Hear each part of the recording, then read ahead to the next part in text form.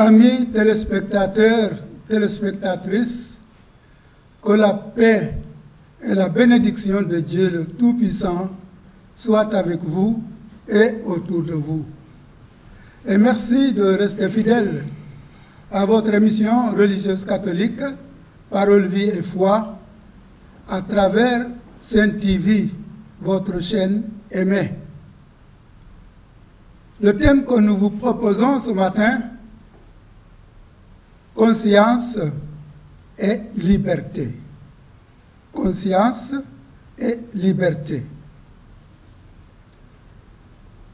Nous aurons comme consultant du jour Placide Mandona. Il est aspirant religieux. Il est professeur de philosophie au centre Saint-Augustin, qui est un institut de formation en philosophie et théologie. Il est aussi le directeur de la revue Rationalité Ardente. Bonjour, Mandona. Bonjour, frère Martin. Ça va bien? Oui, ça va bien. Merci d'être venu. Merci, merci à vous. Et merci à nos téléspectateurs. Voilà. Alors, chers amis, il n'est pas faux de dire que pour tout être humain,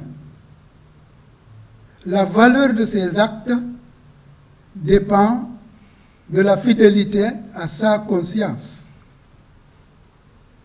Conscience, cette voie intérieure dans laquelle Dieu se manifeste à l'homme pour qu'il fasse le bien et évite le mal. Il est aussi vrai de dire que l'un des plus beaux cadeaux que Dieu a fait à l'homme est la liberté. Liberté qui n'est pas relativisme.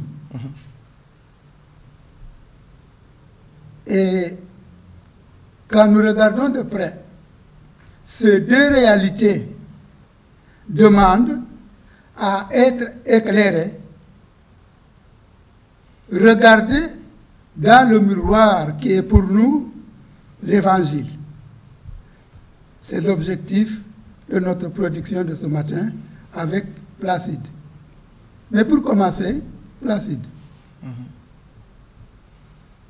La conscience, qu'est-ce que c'est? Merci pour la question, révérend frère Martin. Je réitère mon appel ardent et ma salutation déférente à votre personne pour spécialement cette invitation. Et par ces biais, remercier le père Bruno Favero et le père Chikese Genaro, qui sont tous au blanc et qui m'ont demandé de pouvoir venir assister, participer à cette émission à leur place. Donc pour cela, il revient de vous dire merci. Merci aussi à Sainte TV, qui est une chaîne de télévision appréciée pour son travail, un travail qui est bien fait, avec beaucoup de rigueur et de qualité. Et c'est ce que Jésus nous demande dans toute sa portée évangélique. Par rapport à la question, conscience, qu'est-ce à dire? La conscience. J'ai une formation philosophique. Et ma formation philosophique ne dépasse pas mes convictions chrétiennes. Alors, ce qui fait que je vais répondre en philosophe, mais aussi en chrétien. C'est-à-dire, comme chrétien, je vais réfléchir par rapport à ce que l'enseignement catholique me demande de dire. Parce que je suis conforme, ou soit j'accepte cette éthique de la conviction. Je crois en un Dieu, n'est-ce pas, à son Fils, à l'Esprit Saint. Bref, je crois en la Trinité. Donc, je vais me baser sur l'enseignement de l'Église catholique par rapport à la conscience, c'est-à-dire le catéchisme de l'Église catholique, mais aussi la doctrine sociale telle qu'elle est présentée dans l'Église.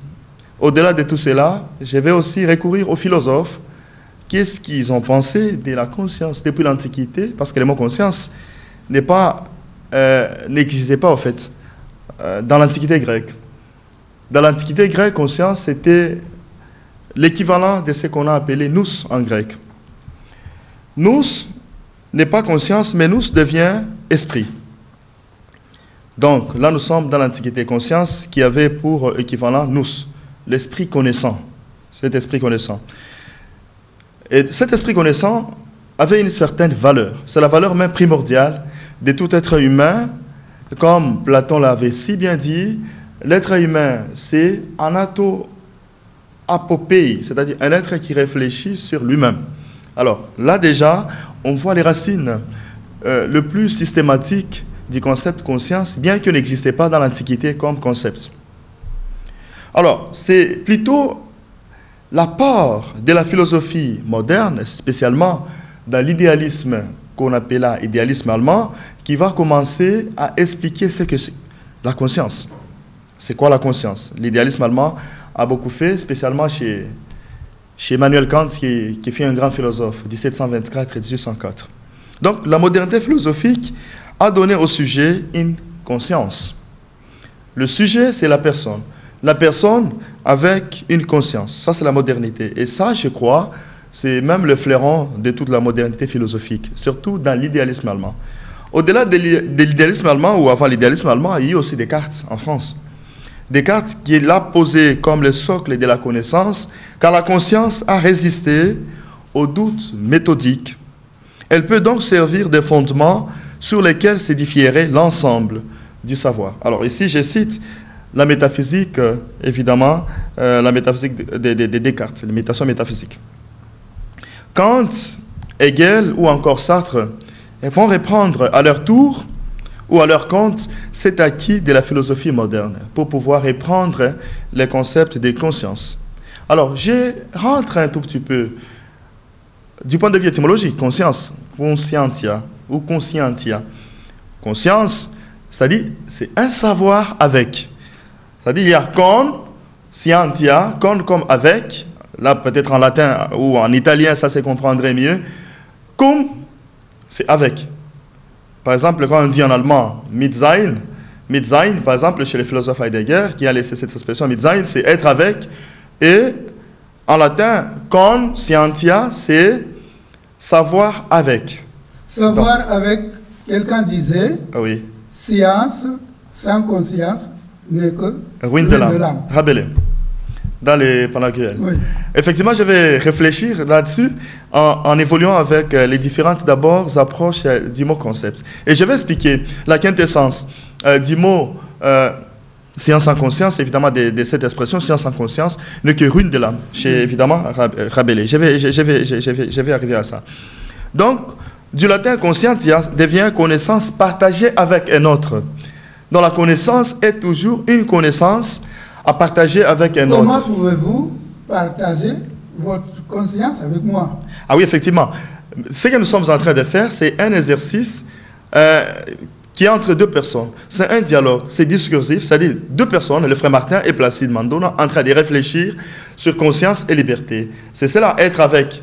On est toujours, chaque conscience, c'est pour parler comme les phénoménologues, spécialement chez Edmond Dussert, en son temps, qui disait toute conscience est toujours conscience de quelque chose. C'est-à-dire, chaque conscience est toujours une conscience attentionnée sur un objet. Oui. Quand je réfléchis par rapport à tel domaine.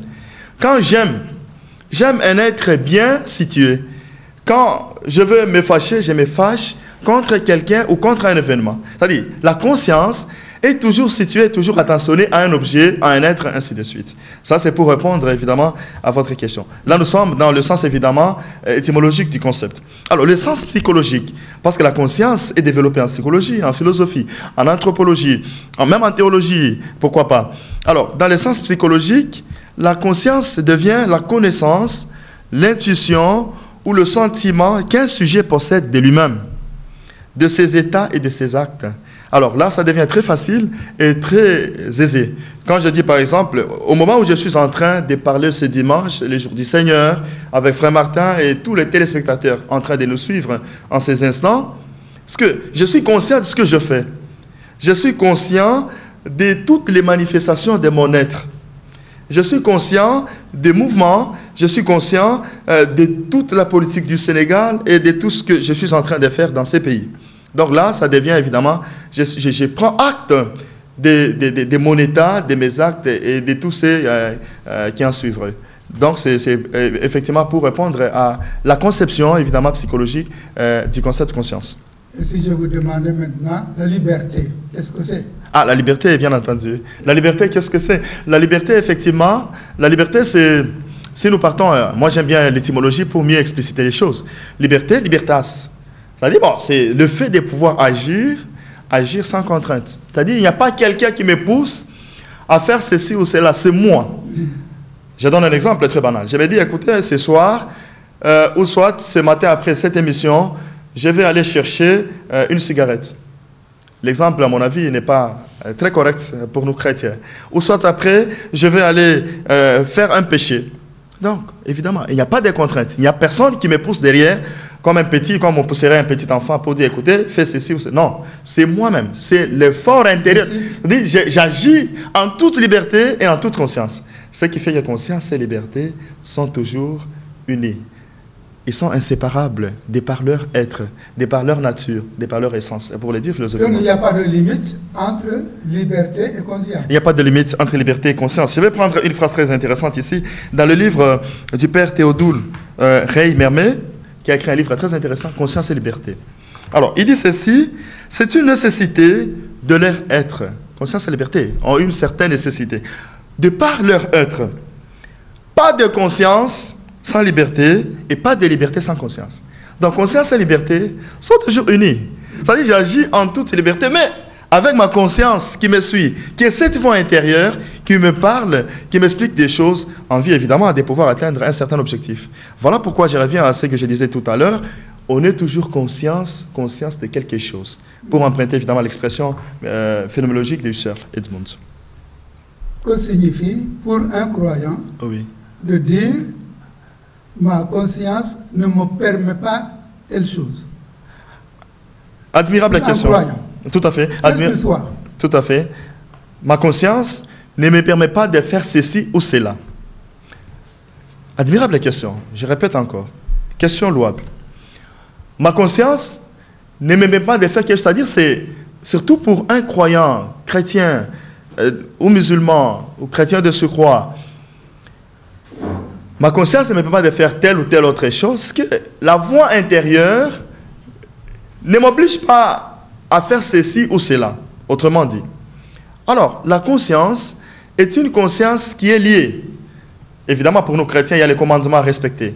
Les 10 commandements. Il y a la Bible qui nous donne autant de choses, des garde-fous, pour ne pas faire ceci ou cela. Alors, lorsque quelqu'un arrive à dire que la conscience, ma conscience, je ne sais pas, des chrétiens ou des chrétiens, ne me permet pas de pouvoir faire ceci ou cela, c'est que la religion m'oblige de faire, m'interdit de faire ça. C'est-à-dire, l'interdiction est une conséquence de la permission. Le contraire resterait aussi vrai. C'est par rapport toujours, n'est-ce pas, à ces convictions. J'aime bien la conviction, l'éthique de la conviction, la morale de la conviction. Et ça, je le dis toujours à mes étudiants. C'est-à-dire, l'éthique de la conviction nous pousse, n'est-ce pas, ou nous demande de pouvoir, n'est-ce pas, agir conformément à ce que Dieu nous demande. Parce que dans l'éthique de la conviction, il y a un Dieu qui me dit de faire ceci ou cela, de ne pas faire ceci ou cela. Alors c'est cela, ma conscience. Mais où est la liberté dans ce moment-là? Ah, effectivement, là, la liberté. Il y a la liberté. La liberté ne veut pas dire manque de soumission. Il y a une certaine liberté et une liberté réfléchie parce que c'est une liberté qui est poussée par l'être suprême. Et cet être suprême n'est rien d'autre que Dieu, qui est, évidemment, pour emprunter l'expression aussi de saint Thomas d'Aquin, dans la somme théologique, pour les théologiens qui nous suivent, c'est-à-dire les premiers moteurs qui m'est sans être ému, qui me demandent. Évidemment, le fait de respecter Dieu ne veut pas dire qu'on n'est pas libre. On est libre en respectant. On est libre de faire le bien. De faire le bien, en respectant évidemment les commandements de Dieu, en respectant ceci ou cela, en respectant les normes. Et c'est cela la liberté de Dieu. La liberté n'est pas à prendre comme étant, je ne sais pas, une panacée pour le non-sens ou le manque de sens. Non. La liberté est toujours un repère visant à atteindre un certain raisonnement, un certain fonctionnement en vue du bon sens. Bon sens, évidemment, comme évidemment, la finalité de toute visée éthique. La liberté et la conscience. Oui. Est-ce que la liberté ne consiste pas à faire le mal que j'ai choisi ou le bien? Liberté, évidemment, liberté de choisir le bien ou le mal. Effectivement, Oui. là nous sommes dans ce qu'on appelle la conscience morale. La conscience morale, c'est la partie effectivement de la philosophie morale, ou je ne sais Oui. pas, de la théologie morale, qui me dit de faire le bien ou le mal, de choisir. Ça, c'est le choix. Mais le choix ne peut être qu'un choix malheureux. Non. Il y a des choix malheureux. De par nous sommes créés librement. Nous sommes des libres arbitres. Alors, on peut faire allusion là à Saint Augustin, qui a écrit un livre très excellent, Les libres arbitres, les libéraux arbitres. C'est-à-dire, je suis libre, moi, Placide, de faire ceci ou de ne pas faire. Voilà, c'est là. C'est le choix. Mais cette liberté n'est pas seulement une liberté qui va m'envoyer à faire le mal. C'est une liberté, évidemment, libre arbitre, qui peut me permettre, dans une certaine mesure, à faire le mal, mais aussi une liberté de choisir le bien. Mais attention, en tant que chrétien, nous avons cette liberté de toujours et simplement, éternellement, de choisir ce qui est bien. Pas le mal. Le mal n'est pas de Dieu. Et là, je fais référence à un livre très intéressant de Jacques Maritain, Dieu est la permission du mal. Dieu n'est pas créateur du mal. Le mal, c'est un accident, évidemment, lié à l'humanité. Il conviendrait peut-être de lire Genèse 3, évidemment, dans le récit de la création. Hein, les libres arbitres que Dieu avait donnés chez Adam et Ève, voilà, à cause de leur choix, de leur propre liberté, ils vont aller chercher les fruits du jardin, et à cause de ces fruits, le péché entra dans le monde. Et quelqu'un qui agit mal, en toute bonne conscience, est-il coupable devant Dieu? Quelqu'un qui agit mal en toute bonne conscience. Moi, je pense qu'on ne peut pas agir mal en toute bonne conscience. C'est que la conscience, là, est une conscience erronée, simplement. Voilà. C'est une conscience erronée. La bonne conscience m'amène toujours à faire le bien. Alors, je prends un exemple. Il y a des consciences qui sont malheureuses. Je prends l'exemple de quelqu'un qui a beaucoup bu, et en buvant beaucoup, il se retrouve dans des conditions qui sont désagréables. Donc, la bière avec toutes ses conséquences, l'alcool avec toutes ses conséquences, ou je ne sais pas, la drogue, vous amène à une autre conscience. C'est une conscience qui n'est pas réfléchie. C'est une conscience qui n'est pas une conscience moralement admissible. C'est une conscience qui est erronée, une conscience qui est moutonnière, ou une conscience qui est, je ne sais pas, évidemment, il y a une conscience que moi j'appelle la conscience de l'ignorance. La conscience de l'ignorance, c'est une conscience qu'il faut éviter. Parce qu'elle est conscience, pas comme conscience, mais une conscience inconsciente de la conscience, simplement. Elle n'est pas capable de me permettre de faire le bien, mais elle agit lorsque la personne n'est plus dans sa première topie, comme le dirait Freud, n'est-ce pas, dans son esprit de psychanalyse. Donc, quelqu'un qui... On ne peut pas agir avec bonne... On ne peut pas mal agir avec une conscience qui est normale, non. Là, ce serait autre chose. Une conscience erronée. Erronée, bien sûr. Bien On entendu. parle de conscience collective. Qu'est-ce que c'est? Ah oui, effectivement. Conscience collective, évidemment, c'est par rapport à toutes les valeurs, n'est-ce pas, du monde. Ça peut être une conscience, évidemment, au Sénégal, il y a eu une valeur, je ne sais pas, par exemple, ici, il y a ce qui est une chose appréciée, une chose appréciable, la teranga. L'hospitalité, le sens. Évidemment, il y a cette conscience d'hospitalité au Sénégal, et cette conscience d'hospitalité qui est presque dans chaque être et dans chaque essence du Sénégalais, même de celui qui naîtra demain ou après-demain, il vient au monde, évidemment, avec une certaine valeur. Et cette valeur-là, c'est ce qu'on appelle la conscience collective. C'est une conscience qui est acceptée par toute la masse, par toute la populace. Populace, ici, n'est pas à comprendre dans un sens, je ne sais pas, péjoratif, mais ça, dans le sens, évidemment, qui est appréciable. C'est une valeur comme conscience que tout le monde acquiert, voilà, toute la masse accepte et accepte. Erronée, on fait quoi? Ah oui, conscience erronée collective, j'ai doute fort. Ça, c'est des limites dans l'agir, évidemment, moral d'un peuple. Alors, ça, je prends acte, par exemple, chez les Allemands, il y a ce que les Allemands appellent Volksgeist, l'esprit d'un peuple. Alors, évidemment, l'esprit d'un peuple peut être attaché à la conscience erronée d'un peuple. On avait vu chez les Allemands, par exemple, avec tout ce qu'il y a eu comme Shoah, hein, la déshumanisation, évidemment, des Juifs et d'autres qui leur ressemblent. Et tous ces problèmes-là ont montré combien l'homme était méchant et combien tout un peuple pouvait être, n'est-ce pas, allié ou, je ne sais pas, attaché à une certaine conscience malheureusement erronée. Et ça, c'est une bêtise que les Allemands continuent à regretter. Placide, Frère Martin. peut-on former, obliger quelqu'un à agir contre sa conscience. Oui, on peut former les personnes ou quelqu'un à agir évidemment, à apprendre contre sa conscience, effectivement. Il y a ce qu'on appelle les objecteurs de conscience, il y a ce qu'on appelle ceux qui touchent à la conscience des autres. Je suis Placide, professeur de philosophie à Saint-Augustin, et demain ou après-demain, je me dis, écoutez, il y a tel étudiant ou telle étudiante. Prenons le cas de la femme. Parce que ça, c'est le drame de beaucoup de professeurs, surtout jeunes, que nous sommes. Les jeunes, avec les femmes, c'est toujours des problèmes. Pourquoi? Ah, c'est des problèmes parce que c'est lié à notre âge. Mon âge est un âge d'amour. Je dois aimer. C'est un âge qui apprécie. Et dans un pays comme le Sénégal, dans une ville comme Dakar, où il y a des filles ravissantes, alors, il n'y a pas moyen de passer une journée sans en avoir 12 ou 13 qui apprécient.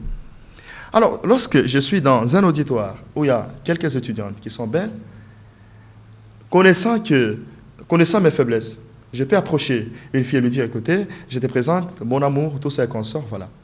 Mais parce qu'elle est sous mon autorité comme étudiante, ce n'est pas qu'elle va m'accepter parce qu'elle doit m'accepter, mais elle va m'accepter parce que j'ai une certaine autorité sur elle. Ne pas m'accepter, je te donne 0 sur 10 ou 0 sur 20, et du coup, à la fin, tu n'as pas de moyens et tu reprends l'année. Alors, l'étudiant a la possibilité, l'étudiante plutôt a la possibilité de m'accepter, non pas parce qu'elle doit accepter, mais parce que elle doit agir contre sa propre volonté. Exact. Ce n'est pas son choix, mais elle doit agir par contrainte, avec une conscience qui n'est pas tout à fait droite, mais une conscience, évidemment, on peut l'assimiler à une conscience erronée. Simplement, j'accepte le professeur parce que si je ne l'accepte pas, il ne va pas me donner la cote si nécessaire. Et du coup, bon, je m'offre à lui, évidemment, comme victime expiatoire, bien entendu. C'est la difficulté, malheureusement. On peut pousser quelqu'un à agir contre sa propre conscience. Et ça arrive. Dans le rapport autorité, je ne sais pas, et ces sujets, dans le rapport, je ne sais pas, parents-enfants, dans le rapport supérieur religieux et inférieur dans la vie religieuse, là, il y a, je ne vais pas dire dans la vie religieuse, il n'y a pas de contraintes. Parce que lorsqu'on fait sa liberté, lorsqu'on fait les vœux d'obéissance, c'est une liberté qui n'est pas contrainte. C'est-à-dire, en choisissant la liberté, je suis conscient de cette liberté, même de ses conséquences. C'est la pleine liberté. La pleine liberté. La liberté même par plénitude, si on pourrait l'appeler comme ça. Donc, dans la vie religieuse, évidemment, c'est bien. Mais dans d'autres cas extrêmes, par exemple, le cas d'amour, un professeur qui veut sortir avec son étudiante, là, l'étudiante n'est plus libre. Elle n'est plus elle-même parce qu'elle doit agir, non pas par rapport à ses convictions, mais par rapport, évidemment, à autre chose. On peut parler pour elle de circonstances atténuantes. Même là, il n'y a pas de circonstances atténuantes. Par rapport à elle, hein? Par rapport à elle, non, il n'y a pas de circonstances actuelles parce qu'il faut être soi-même.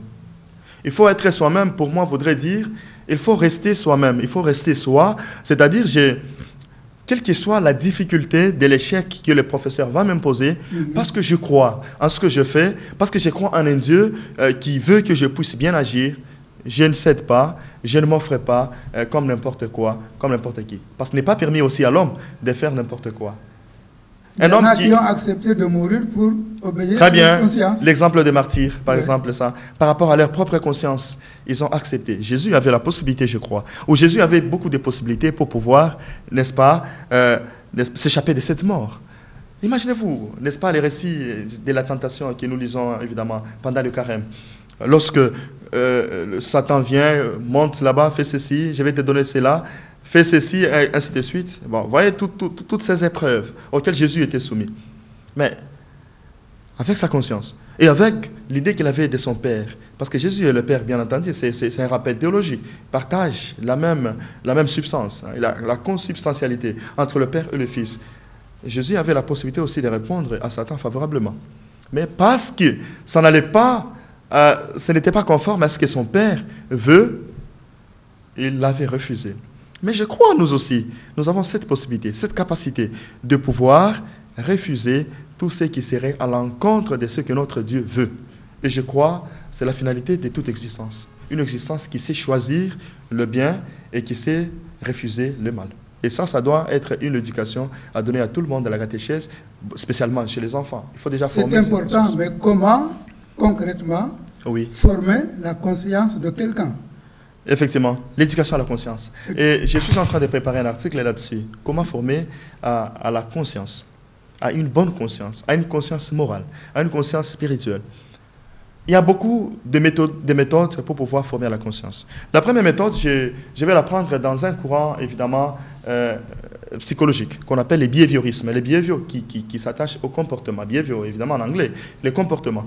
Alors, il faut, je pense, éduquer les enfants, ou soit les peuples de Dieu, au comportement. Alors, comportement comme mentalité, évidemment, c'est pouvoir, à un certain moment, faire l'examen des consciences, ce qu'on appelle l'examen des consciences. Arriver sur soi, revenir sur soi. Un peu comme ce que Socrate avait demandé. Connais-toi toi-même. Connais-toi toi-même signifie rentre dans les tréfonds de ton âme et cherche à te comprendre toi-même. Alors, il y a la possibilité, c'est ce qu'on appelle en philosophie, l'ipséité.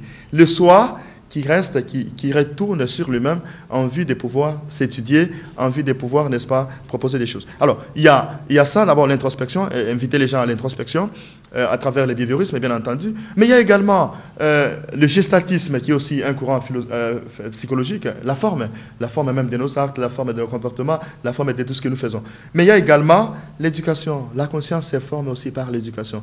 L'éducation au changement des structures mentales, mais aussi l'éducation, évidemment, à l'humilité, l'éducation à la sainteté, l'éducation à l'amour de Dieu. Tout cela, je pense, ça doit être un travail à faire à la maison, un travail à faire à l'école, un travail à faire partout, un travail à faire, évidemment, dans tous les lieux, dans tous les espaces possibles de notre existence commune. C'est toute une éducation à la conscience. Avant de finir cette première partie, que pensez-vous du relativisme? Oui. J'ai emprunté un livre très intéressant il y a 3 jours à la sœur Caroline Marimbang, provinciale des filles du 5 heures de Marie. Son livre, c'est un livre écrit par un jésuite. Il m'a intéressé particulièrement. L'anarchie des valeurs, de Paul Valadier. Le relativisme moral est patent dans l'aujourd'hui du monde. Le relativisme, comme valeur, évidemment, comme valeur, échappe à tous les conseils évangéliques, mais aussi échappe à toute la portée biblique. On ne peut pas, comme chrétien, je crois, rester dans un relativisme absolu, ou dans un tout ce qui est relatif, ou je ne sais pas, tout ce qui est relativisme, est un péché. Alors maintenant, nous avons toute la problématique des inséminations artificielles. Nous avons les relativismes moraux à travers l'habillement, à travers le langage, à travers la légèreté dans la façon de se comporter, à travers, je ne sais pas, permettez le terme, une sexualité irresponsable chez les jeunes et chez d'autres personnes. Tout ça, ça tend à supprimer la valeur ou à supprimer les valeurs que nous-mêmes, nos ancêtres, nous ont laissées. Ça tend à supprimer les valeurs telles que l'Église nous demande de les vivre. Ça tend à supprimer même l'humain. Parce que lorsqu'on se permet de faire du n'importe quoi, on cesse d'être humain. On devient n'importe quoi. Et lorsqu'on devient n'importe quoi, c'est la catastrophe plutôt de l'existence. Alors il faudrait qu'on fasse attention à travers certaines choses qui nous importent d'autres pays. Il faudrait qu'on fasse attention à travers évidemment ce que évidemment les autres viennent nous amener en Afrique. Il faudrait qu'on fasse aussi attention nous-mêmes par rapport à la légèreté dans le travail que nous faisons, la légèreté dans l'enseignement, la légèreté dans le langage, la légèreté dans tout ce que nous faisons. Et ça, c'est le drame de l'Afrique. Alors, quel conseil donner à tous ceux qui sont dans ces relativismes moraux? Le conseil, c'est arriver, évidemment, à un changement des structures mentales, à mon avis. Et aussi, l'éducation doit être une panacée susceptible de pouvoir, n'est-ce pas, changer les mondes, changer les jeunes africains, changer les papas africains, les vieux africains, à éviter, ou soit, pourquoi pas, à ne pas endiguer le relativisme moral. Merci. Nous allons observer une page publicitaire. Merci beaucoup. Salut est réservé à tous les enfants de Dieu,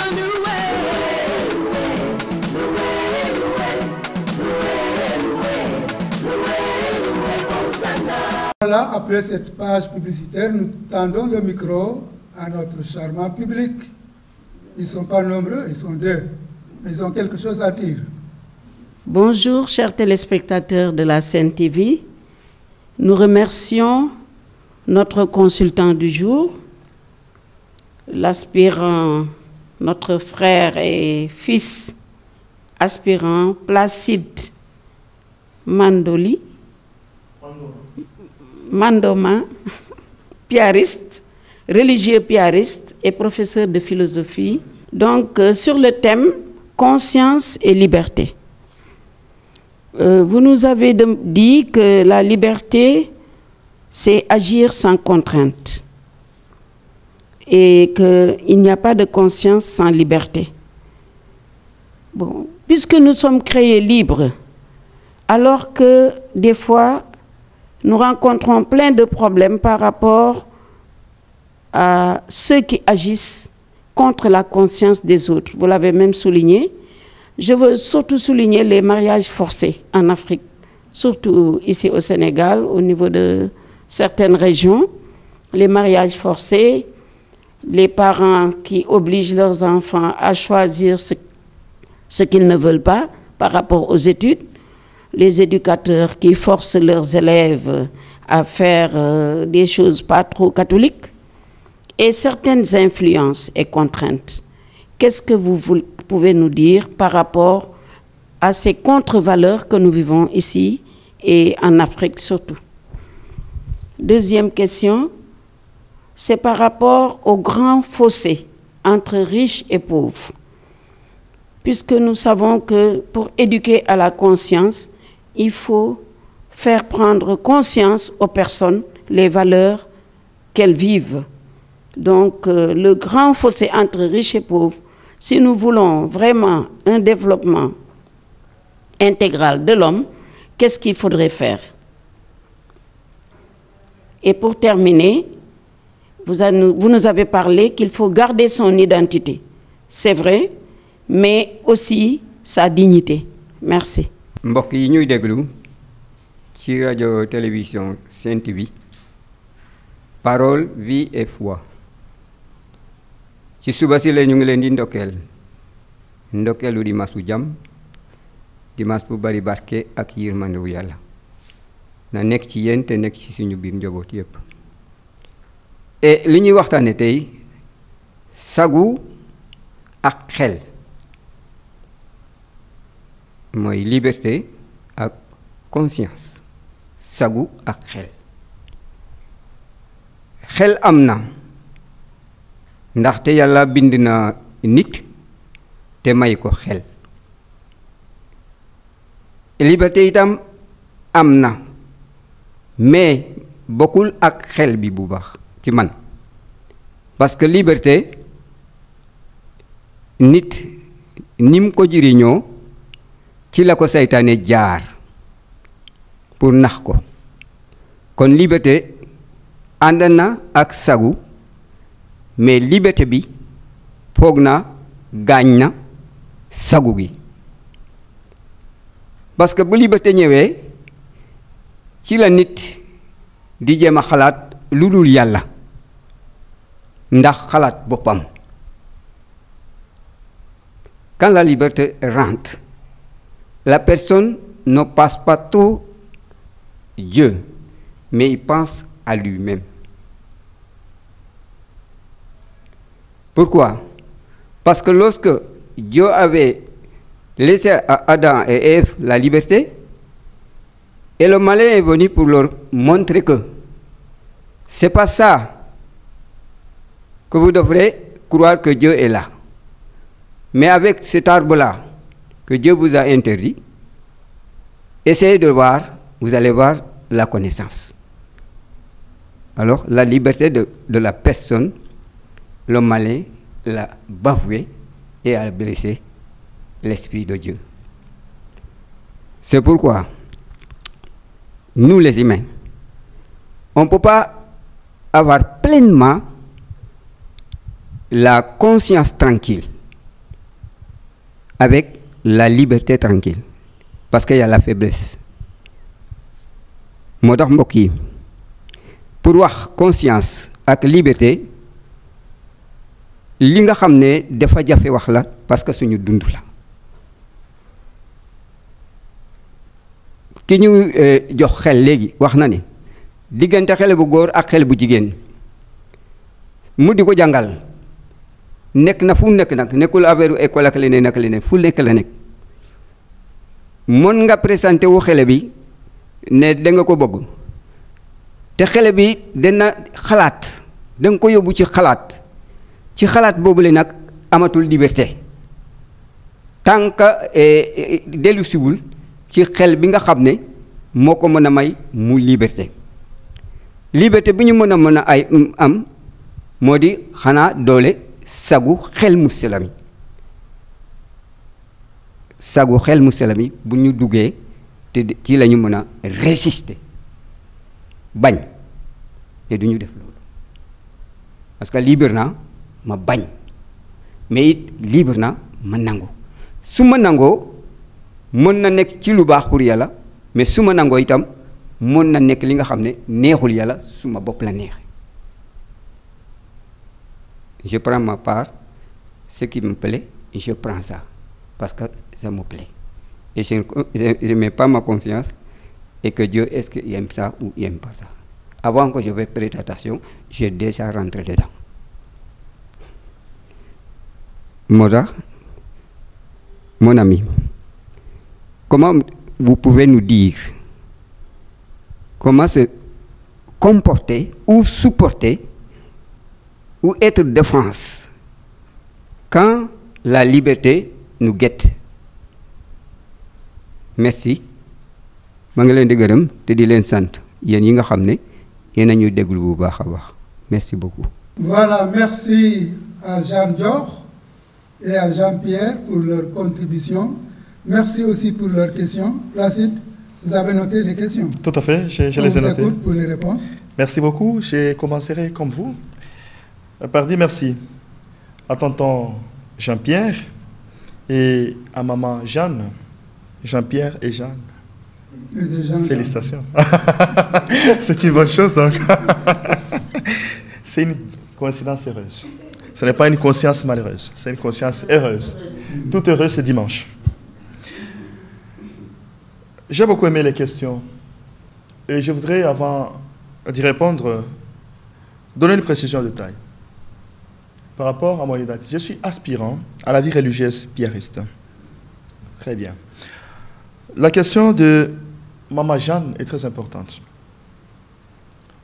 On pousse les gens dans notre pays à agir contre leur propre gré, contre leur propre conscience. Il y a ce phénomène de mariage forcé, surtout dans des villages. Moi-même, j'ai assisté à beaucoup de ces mariages. En Casamance, le peu de temps que j'ai eu à passer là-bas, mais aussi chez les Sérères, côté d'Ioïne, Kaolack, Sokone, et Koudiadienne, et partout. Et puis il y a également ces contraintes, évidemment, au niveau des universités, au niveau des écoles secondaires, où certains professeurs permettaient les concepts. Ça peut être, je crois, pas bien, mais il faut dire les choses, il faut dire appeler A, B, B. Les professeurs immoraux, ça c'est l'immoralité simplement. Et ça se punit gravement, qui profitent de la faiblesse de leurs élèves, de leurs étudiantes. Et dans mon pays, c'est encore grave. À Kinshasa, par exemple, où vous avez ces professeurs qui se permettent de faire de n'importe quoi avec les belles jeunes filles. Et il faut qu'on arrive à la tolérance zéro. Alors, il y a également certaines influences, évidemment, chez nous en Afrique ici. Alors, au-delà de toutes les limites de l'homme, au-delà de toutes ces limites, comment promouvoir une certaine éducation? Comment promouvoir, mettre fin à toutes ces antivaleurs? Et c'est là, je crois, à mon avis, la question idoine qui nous a été posée par Maman Jeanne. Face à tout cela, je crois l'avoir dit dans notre exposé avec M. Martin, qu'il faudrait qu'on arrive à cette culture de conviction. Comme chrétiens, qu'on puisse retourner, n'est-ce pas, à Jésus-Christ. Les regards fixés toujours sur Jésus-Christ, qui est le rempart, qui est le maître de notre vie et de notre existence, qui est le maître également de tous ceux qui nous avons dans le monde. Revenir à Jésus serait, à mon avis, la première solution. Parce qu'en Jésus, nous trouverons autant de solutions qui nous permettront de pouvoir casser certaines antivaleurs, certaines bêtises. Nous sommes dans un monde privé de sens, l'avait bien écrit Zaki Laïdi. Privé de sens dans certaines façons de se comporter. Et donc, je voudrais qu'on puisse arriver d'abord, revenons à Jésus-Christ. Je pense que Jésus est en train, à mon avis, on cite le nom de Jésus-Christ, mais la qualité de notre vie est, je vais dire, presque marginale, presque bafouée. Et ça, c'est important. Revenir à Jésus. Alors, une fois nous revenons à Jésus, maintenant, il faut prendre conscience de ces actes et faire un examen, évidemment, comme on dit, faire un examen de conscience. Revenir, regarder ses péchés, faire un examen général, comme on le dit dans ce livre des Jésuites, les exercices spirituels. Il y a un point très important, revenir, faire l'examen général des consciences pour se purifier et pour mieux se confesser. Revenir à Dieu, à mon avis, à travers la pensée, à travers la parole, à travers l'action, à travers notre manière évidemment de vivre. Et ça, je crois, c'est des solutions. Il faut pousser les gens à mettre fin à certaines antivaleurs, et surtout les antivaleurs qui ne sont pas aimées par notre Seigneur Jésus-Christ. Ça, c'est pour répondre à la première question. À la seconde, il y a effectivement un fossé entre riches et pauvres. L'Église catholique est une Église très souple. À travers la doctrine sociale de l'Église, nous avons certains principes. Il y a ce principe de justice sociale. Comment rendre nos relations équitables? Nous sommes tous créés à l'image de Dieu et à sa ressemblance. Il n'y a pas celui qui n'a pas été créé à l'image de Dieu et à sa ressemblance. Tous, nous sommes des êtres aimés par Dieu. Quelles que soient mes limites, moi Placide, je me retrouve être un enfant aimé par Dieu. Même si je suis le grand des pécheurs dans ce monde, je suis aimé par Dieu. Et étant aimé par Dieu, Dieu a besoin que je puisse me retrouver dans cette existence passagère. Et du coup, comment endiguer ces fossés entre riches et pauvres? C'est aussi un travail de justice sociale. Il faudrait que chaque chrétien puisse travailler dans son milieu. Si je suis enseignant, comment parvenir à équilibrer, n'est-ce pas, les relations, équilibrer les biens communs, évidemment. Comment arriver à ça? À travers la propagande, à travers l'éducation, évidemment. Je reviens toujours à l'éducation. À travers, évidemment, l'instruction aussi au niveau de l'école comme au niveau de la famille. La famille, comme cellule de base, doit beaucoup travailler. Mais aussi, à travers, bien entendu, cette remise en question de ce qui est antivaleur. Faire un bilan au niveau des CEB, faire un bilan au niveau, je ne sais pas, des groupes et mouvements, les mouvements d'action catholique par exemple, qui sont des mouvements qui ne doivent pas rester seulement à parler d'autres choses, mais à parler aussi de la politique, à parler aussi de comment nous devons équilibrer nos relations. Comment se fait-il qu'il y a quelqu'un qui mange, qui finit 1 million de francs CFA par jour, et il y en a qui ne vivent que 2000 francs CFA par jour, peut-être moins. Ce n'est pas normal. Et je crois c'est le travail de tout chrétien. Chrétien comme sel et lumière du monde, c'est aussi son travail d'équilibrer les relations dans la société. Merci parce que vous m'avez recadré lorsque j'ai parlé de développement intégral. Mais il faudrait qu'on arrive aussi à ce développement intégral accompagné d'une certaine dignité. La dignité est très importante. Et le pape, je crois, le pape Jean-Paul II avait écrit une encyclique très intégrale, Dignitatis Humanae. La dignité de la personne humaine. La personne humaine est une personne de dignité. Ma dignité comme Placide ne signifie pas que je dois me comporter comme n'importe quoi. Mais je dois plutôt me comporter comme n'importe qui. Comme Placide, être de Dieu, être en relation avec Dieu et capable de pouvoir vivre à Dieu. Et être aussi capable de choisir. Choisir de choisir. Jésus a choisi. Il a choisi de choisir. Choisir de choisir, c'est choisir la meilleure des choses possibles. Et là, nous sommes dans une perspective, bien entendu, de la conviction, mais aussi de l'éthique, de la responsabilité. J'ai choisi, et Jésus a pris cette responsabilité. Le Fils Jésus, ayant la condition de Dieu, ne retint pas jalousement le rang qu'il égalait à Dieu. Mais il s'est anéanti, la kénos théologique, prenant la condition des serviteurs, devenu homme, à l'exception du péché, bien entendu. Et donc, Jésus a fait les meilleurs choix. Et nous aussi, comme chrétiens, nous devons savoir comment arriver à ces meilleurs choix. C'est un travail qui n'est pas facile, mais à travers la prière, à travers la méditation, à travers le chapelet qui est l'abrégé de l'évangile, nous pouvons y arriver. Alors, par rapport à Monsieur Jean-Pierre qui nous a posé des questions très intéressantes, très admirables. Félicitations pour ça. Effectivement, la liberté en l'homme. La liberté ne veut pas dire libertinage. La liberté est très différente du libertinage. Le libertinage, c'est faire n'importe quoi à n'importe quelle heure, à n'importe quel moment et dans n'importe quelle circonstance. Alors que la liberté, c'est faire le choix. J'agis en toute volonté, en toute conscience, pour faire toujours le bien. La liberté chez les chrétiens, c'est une liberté qui n'est pas esclavage ou je ne sais pas, une liberté d'exploitation ou soit liberté d'un esclave. Christ nous a libérés. Voilà, c'est une liberté déjà libérée par lui-même. Le Christ, il a fait ses meilleurs travaux. Nous ne sommes plus des gens qui doivent faire des sacrifices. C'est déjà fait pour nous. Et donc, comme chrétiens, nous devons évidemment faire attention pour pouvoir mieux distinguer liberté et libertinage.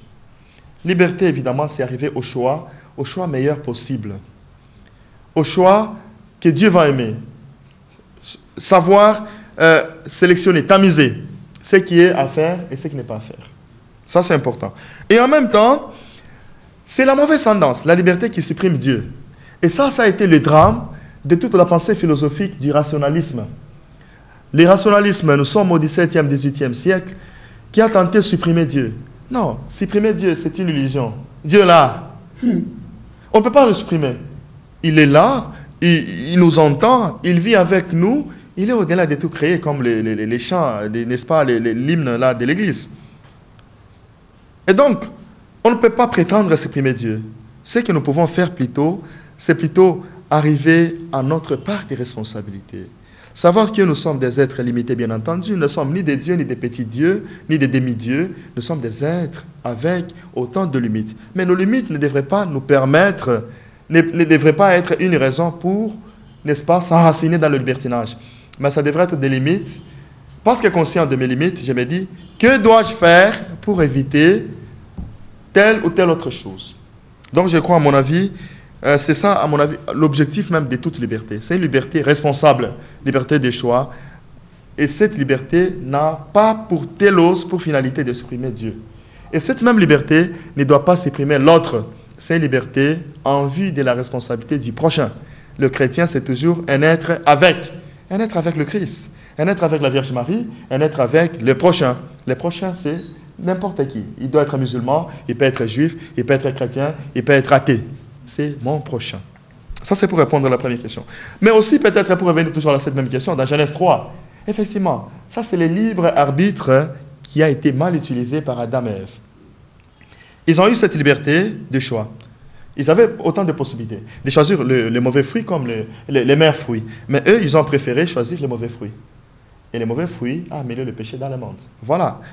Toutes les conséquences que nous sommes en train d'observer aujourd'hui, que nous sommes en train même de vivre, nous sommes nous-mêmes des conséquences de cette conséquence initiale, primordiale de deux êtres humains. Mais heureusement, ou je ne sais pas, Jésus est venu évidemment nous libérer de tout ce péché.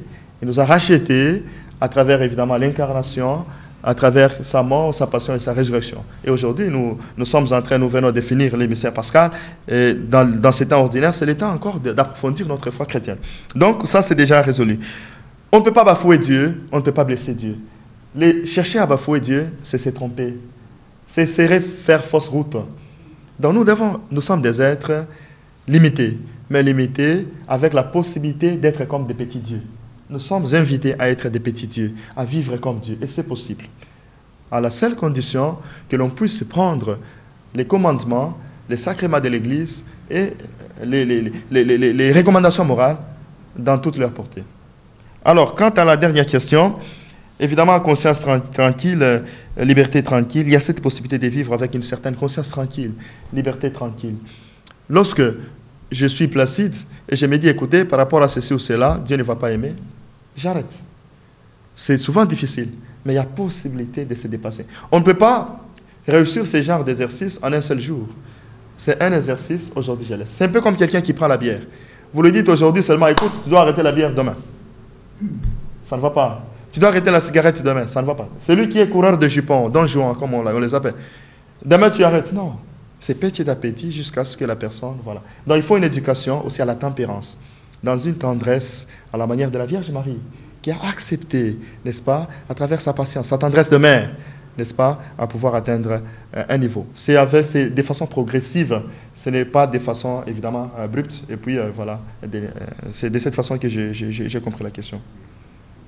Alors aussi, il faut peut-être ajouter un dernier mot. Tout ce que je vois ne m'est pas permis. Ce n'est pas parce que je vois une belle fille, directement je dois sauter sur elle. Non. Ce n'est pas parce que je vois la bière que je dois la consommer. Ce n'est pas parce que je vois l'argent que je dois le prendre. Non. Tout ce que je vois ne m'est pas permis. Je dois faire le choix. Et c'est là qu'intervient la problématique de la conscience morale.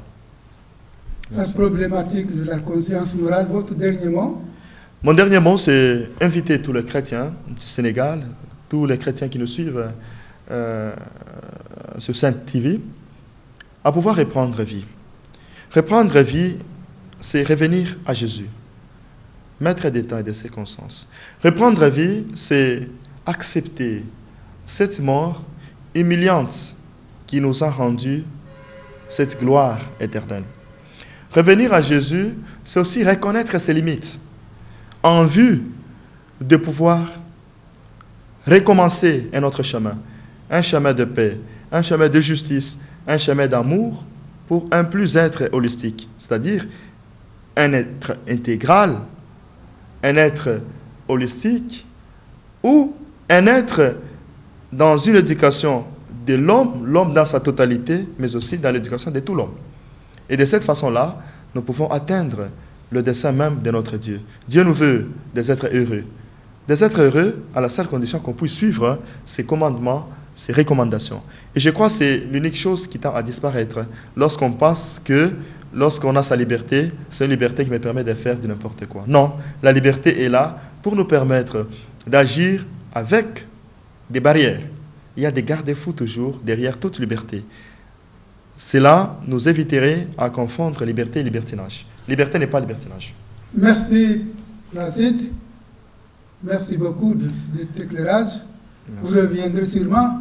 Certainement. Avec un autre thème. Certainement. Merci aux téléspectateurs qui nous suivent depuis 55 minutes. Merci aux techniciens Babacar, aux monteurs. Merci à la régie et à dimanche prochain, s'il plaît à Dieu. Merci à tous. Merci. Merci.